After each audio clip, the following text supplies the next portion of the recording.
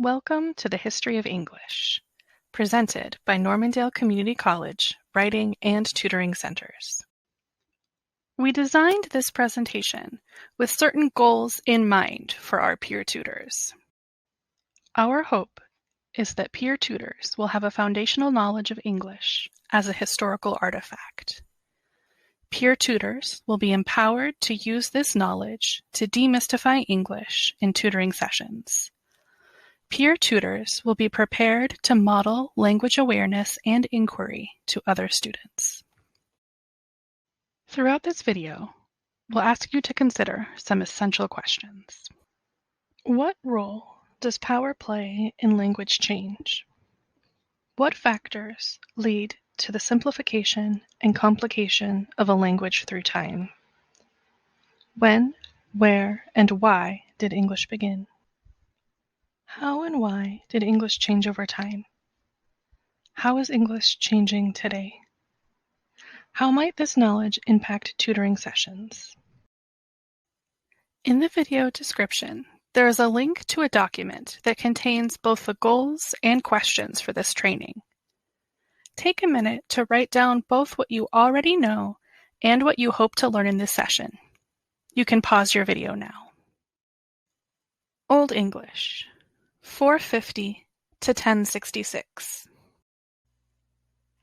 After the Roman Empire ended its occupation of England in 436 CE, 4 Germanic tribes, the Angles, Saxons, Jutes, and Frisians, began raiding and then settling in what is now Great Britain. They spoke what we now call Old English.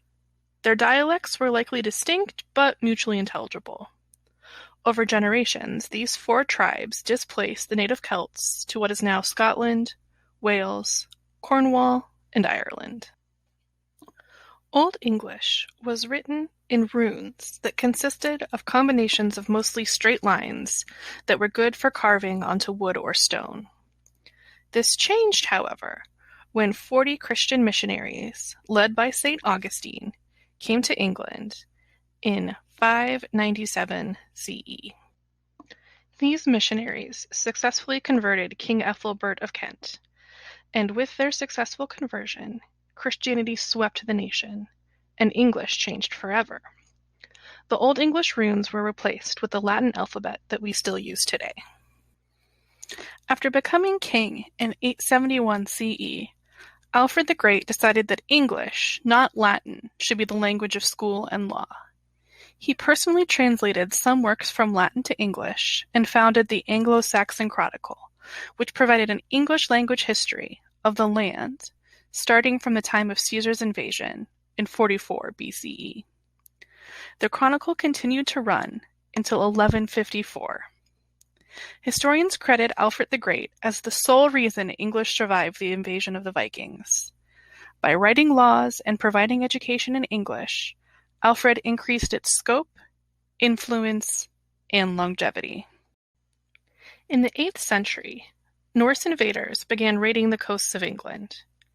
Over time, these occasional raids evolved into conquest and settlements.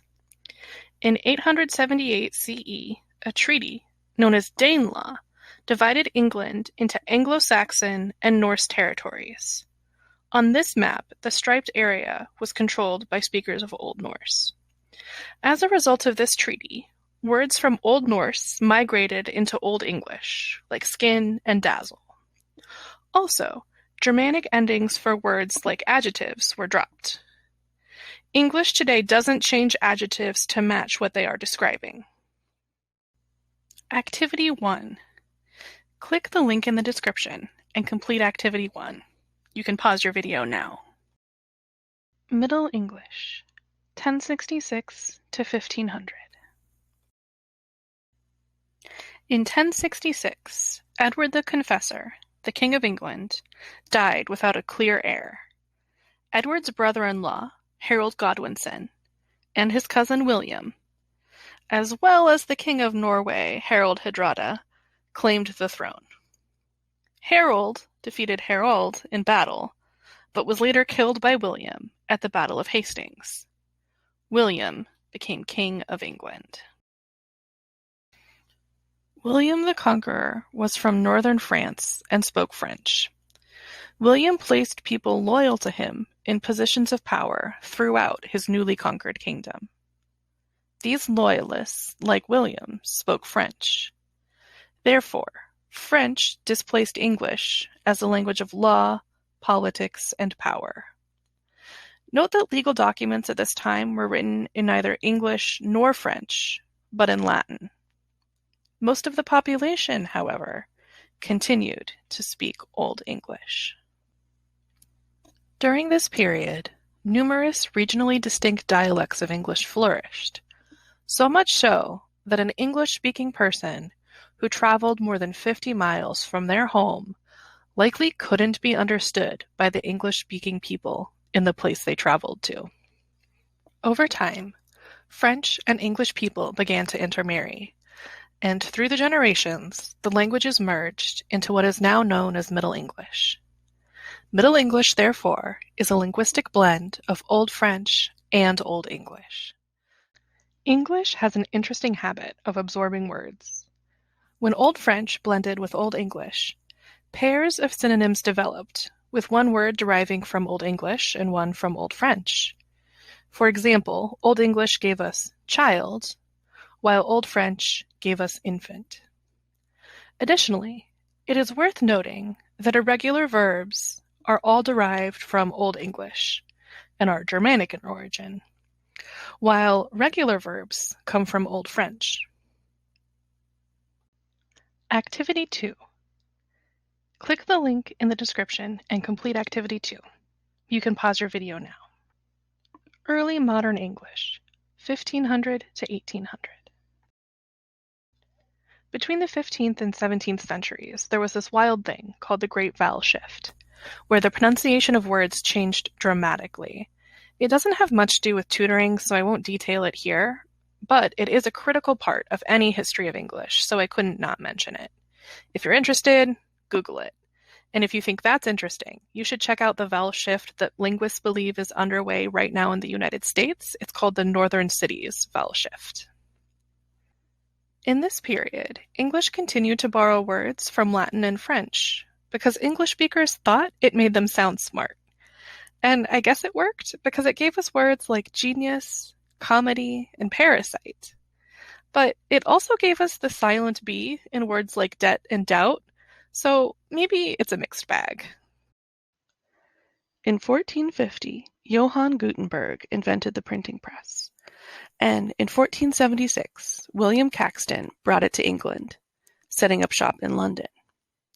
There were 5 major regional dialects of early modern English, but the printing presses were all established in London, and so London's East Midlands dialect became what was printed, and, as an extension, became what was thought of as the quote-unquote correct form of English.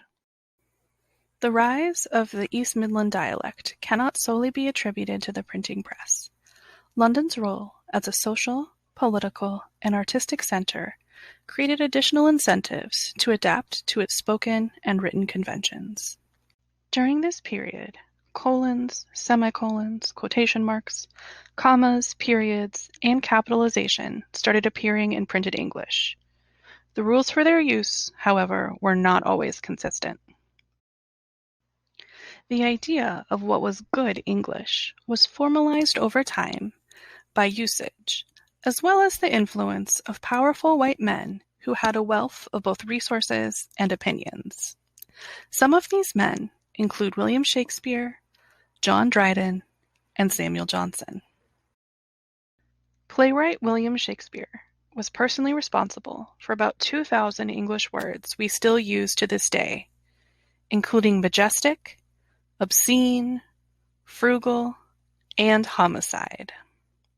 John Dryden was an English poet, playwright, and critic.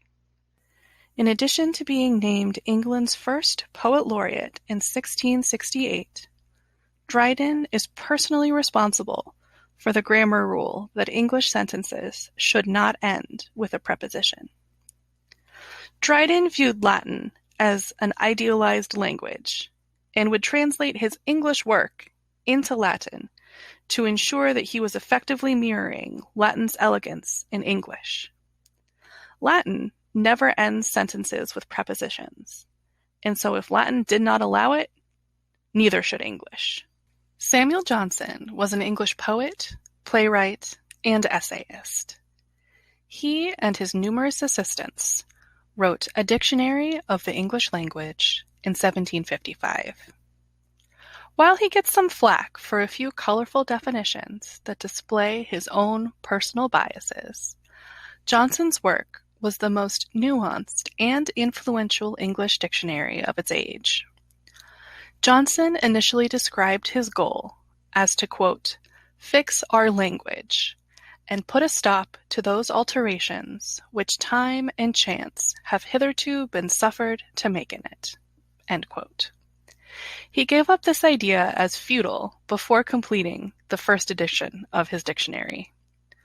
After hoping to control the language, he embraced its diversity and evolution by including regionalisms like onset and goldfinch, and contemporary slang like cajole and desperate. Johnson's shifting relationship with the English language exemplifies the differences between two schools of thought in relation to grammar, prescriptivism and descriptivism. Johnson moved from wanting to save English from corruption to hoping to reflect its diversity and chronicle its evolution. A quick note on two important schools of thought on grammar, prescriptivism and descriptivism. Prescriptivists believe languages have rules for what is regarded good and appropriate, and anything that does not follow these rules must be changed. Descriptivists, on the other hand, employ an evidence-based approach to language that describes how language is being used. Prescriptivists are, in general, opposed to language change and want to preserve a language. Descriptivists believe that language change is inevitable and not a de-evolution. After all, what did English truly lose when it no longer had the distinction in meaning between shall and will? Furthermore, at a structural level, prescriptivism perpetuates unequal power structures. One example of descriptivism in action is Urban Dictionary. Unlike more traditional dictionaries, Urban Dictionary is easily updated and focuses on slang and English in action. Traditional dictionaries require long review processes for new words to be added and are typically far behind the times. For example, the phrase hangry, which defines the state of being angry because one is hungry, has been used by people since 1956, but was only added to the Merriam-Webster Dictionary in 2018. An example of prescriptivism in action is the grammar rule that you shouldn't start sentences with coordinating conjunctions: for, and, nor, but, or, yet, so. There are numerous examples of published works breaking this rule, and yet starting a sentence with any of these in a college essay could result in a loss of points. It's likely that in another 50 years or so, this rule will die a linguistically natural death. All respectable modern linguists are descriptivists. This is because any language with more than one speaker will contain different varieties or dialects within it. Furthermore, all languages change over time, even if you try and stop them. Most importantly, all language varieties are equally expressive and equally rule-bound. It is the job of a linguist to observe these rules rather than encourage speakers to comply with them. One dialect's rules will differ from another's, but each dialect communicates effectively for its users. Some dialects have more social power than others. These more powerful dialects are therefore considered by many non-linguists to be more correct. But this is a social fact rather than a linguistic one. We will explore these ideas further as we learn about Standard American English and World Englishes. Activity 3. Click the link in the description below to complete Activity 3. You can pause the video now. Late Modern English, 1800 to today. The main distinction between early modern and late modern English isn't spelling, grammar, or pronunciation, but vocabulary. Two main factors led to an increase in English words and English usage: British colonialism and the Industrial Revolution. British colonialism started in the 16th century and continued into the 20th century. At its largest, the British Empire included nearly 1/4 of the earth. Britain's conquest, subjugation, and exploitation of other peoples and nations established English as a lingua franca across the globe. As British colonizers forced the English language onto colonized peoples, these peoples changed English by adding new words, like shampoo and candy from India. Thanks, Hindi and Urdu. And by creating new localized varieties of English. We will learn more about World Englishes in the future. The Industrial Revolution saw the invention of heretofore unimaginable creations. About half of these technologies came from England and the United States, so the words used to describe them were coined in English, like telephone and train. And descriptions of how to make and use these technologies were written in English. American English and British English have different spelling conventions. Why? Because of Noah Spell It Like This Webster of the eponymous dictionary. Webster wanted to develop an American version of English that was distinct from British English, and in order to do so, he published the American Spelling Book in 1788, the Compendious Dictionary of the English Language in 1806, and the American Dictionary of the English Language in 1828. Through his publications, Webster boldly declared numerous alterations in spelling, some of which stuck, like his spelling of color, and others that did not, such as his spelling of women. The women spelling might look strange, but say the word out loud and think about what vowel sounds you hear in the word women. Activity 4. You can click the link in the description below to complete Activity 4. Thank you for joining us through this quick journey through some of the history of English. There is, of course, more you can explore if this sparked an interest in you. We would also encourage you to learn more about the histories of other languages. While English can feel challenging, it is not actually any more complicated than any other language. Like English, all languages are filled with surprising influences and confounding contradictions. Our hope is that you can use some of the concepts presented here to empower others as they navigate the world of academic English. No one should feel alone on their journey to academic excellence. Happy tutoring!